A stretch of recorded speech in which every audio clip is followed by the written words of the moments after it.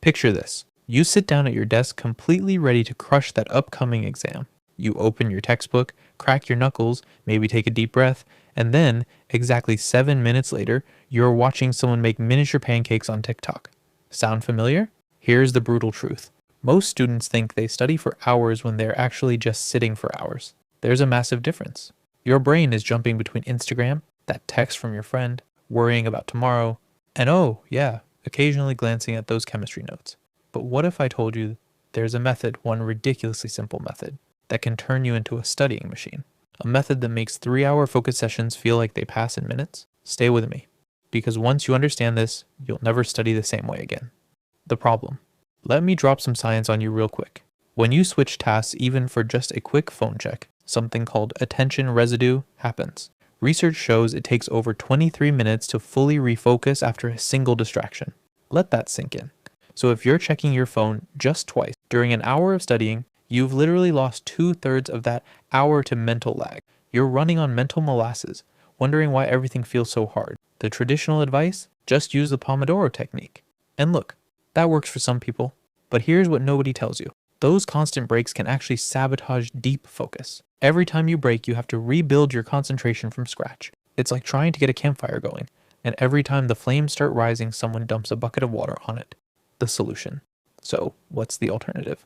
It's called the flow block method, and it's built on one simple principle. Your brain doesn't need breaks, it needs momentum. Here's how it works.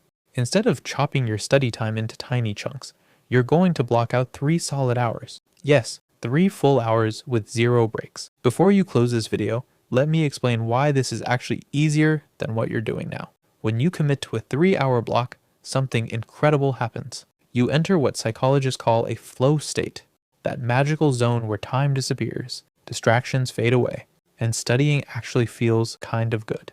It's the same state athletes experience when they're in the zone. Scientists have studied this extensively. When you're in flow, your brain becomes up to 5 times more productive.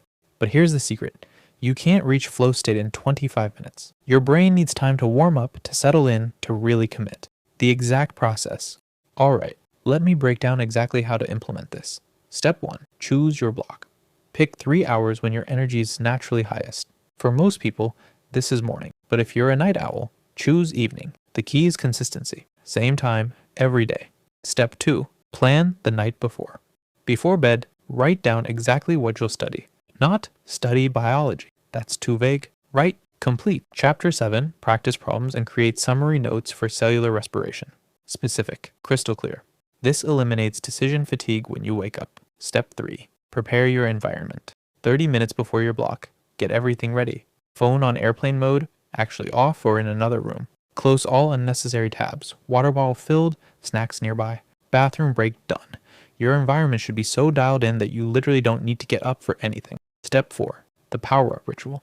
Right before you start, take 2 minutes. Close your eyes, 3 deep breaths. Visualize yourself crushing this session. Remind yourself why you're doing this.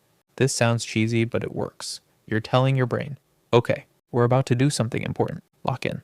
Step 5, start the timer and commit. Set a timer for 3 hours. Once it starts, you're in. No negotiations, no just one quick check. If you feel the urge to check your phone, acknowledge it. I'm feeling distracted right now, but I'm choosing to stay focused. That simple recognition often makes the urge disappear. Step 6, track your progress. Every 30 to 45 minutes, take 30 seconds to jot down what you've accomplished. Finish 15 practice problems. This isn't a break, it's a checkpoint. It gives your brain little wins and helps you see your momentum building. The science and challenges. Now, you might be thinking, 3 hours straight? That can't be healthy. Actually, research shows the human capacity for intense focused work is around 4 to 5 hours per day maximum. 3 hours is right in that sweet spot. When you're in true flow state, your prefrontal cortex, the part that houses self-doubt and anxiety, actually quiets down. Your brain turns off the parts that make you overthink and turns up the parts that help you perform. This is why time seems to disappear. It's not magic, it's neuroscience. But what if I get tired? If you feel mental fatigue, close your eyes for 30 seconds, take 3 deep breaths, then get back to it. That micro reset is often enough. If you're truly struggling, it usually means you're hungry, dehydrated, or the task difficulty doesn't match your skill level. Flow happens when what you're doing is challenging but achievable.